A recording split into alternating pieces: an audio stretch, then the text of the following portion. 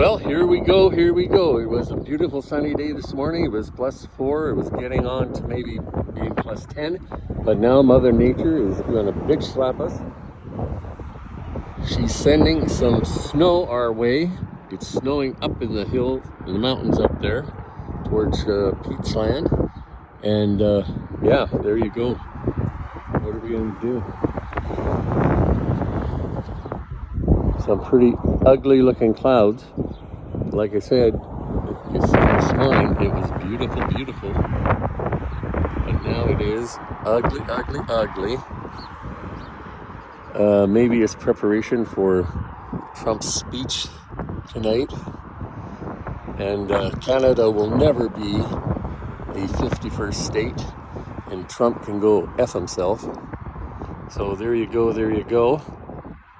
Take care, stay safe. Any weather updates, we'll update. And actually that cloud looks like North America.